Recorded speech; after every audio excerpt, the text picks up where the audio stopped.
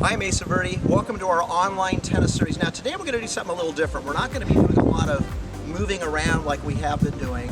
We're going to work on holding the proper grip for a serve. But before we get into that, I've taken my racket, and what I've done is I've actually the racket itself has these different flat edges all the way around it. Those are called bevels.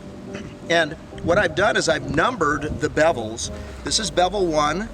This is bevel 2, this is bevel 3, and this is bevel 4.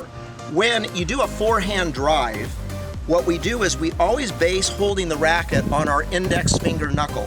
So if I was teaching a beginning player how to do a forehand drive, I would have them put their index knuckle on bevel number 3, and that would give them what's called an Eastern forehand grip, okay? So the next grip that somebody might, as they get more advanced, might try is they take that index knuckle and they might move it to bevel number 4. Now you can see that the racket is much more closed. This is called a semi-Western grip. Okay, let's go all the way over here to bevel number 1. If I put my index knuckle on bevel number 1, then this gives me the proper grip for a backhand drive. Okay? Now, the grip that we're going to land on, or the number that we're going to land on for today, is bevel number 2. So if I take my index knuckle finger and I put it on bevel number 2, I'm in the continental grip. Okay? That's the proper grip for serving. Okay? Now, the reason why it's the proper grip for serving is because when you throw a ball, this is what your arm does when you throw. It pronates. Okay? So when you watch a high-speed camera reeling off a bunch of pictures of a tennis player, a lot of times in a tennis magazine, you'll see that tennis player, when they hit the ball off an overhead reserve, the racket will look like this. And you'll go, wow, that looks kind of strange. Or a baseball pitcher, if he gets caught with the frame, the camera angle on the frame as he releases the pitch, you'll see his arm will be inside out like that. And you go, wow, that's kind of goofy. Well, that's just the natural way that you throw a ball. Now, knowing that, here's what a lot of our members are doing, and not just members, but players in general across the United States will hold their racket more closer to the Eastern forehand grip, bevel number 3. Now, they might have a really nice motion, which we're going to go over in a second. They might have a really nice motion, but what happens is when they get back to here like this, if you notice my racket, it looks like a waiter tray.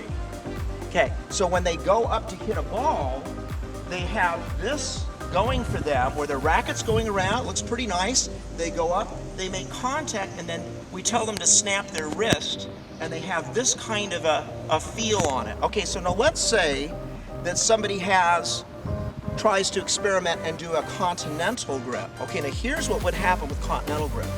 The racket would go down by the legs, would come back, and you would still have the same accelerator that you had with the incorrect grip. I still have that same accelerator, but watch what happens when I release the racket. So that's what wrist snap is. Wrist snap is actually forearm snap. Okay, so now here are some of the pitfalls when you try continental grip, as some of you know because you've tried it in lessons. The very first few times that you do it, what happens is you're in the continental grip, you start off beautifully, you bring the racket down by your legs, and then when you get to here, you start trying to pronate, or your racket starts turning in your hand. What you want to do is just let the racket just kind of drop, and you notice my elbow's down a little bit, my racket's now parallel to my back, and then just get used to the feel of going up and then turning the racket out. So the racket comes down, be aware that it's kind of parallel to your back, go up, and then turn it out. And one thing that you can practice is, if you're near a wall, you can just stay sideways to the wall like this, start your racket this way, don't start it with the wrong grip, go up, and just turn it out. Go up, and turn it out. Now, one of the fun things about when we teach this, when Andy and I are out here teaching people who really want to try to get their serves better, is when we get them into the continental grip, what happens is as they start to take the racket down by their legs and around, when they go up to hit it, they don't quite get the pronation all the way out. They end up hitting it like this. And what happens is they do what's called a slice, which is a really cool serve. So what we'll do is we'll encourage them to continue with the grip as they're practicing with us, and we start to develop their slice serve so that they can kind of get the side spin. And then eventually what we do is we try to convert them into trying to hit it flat too.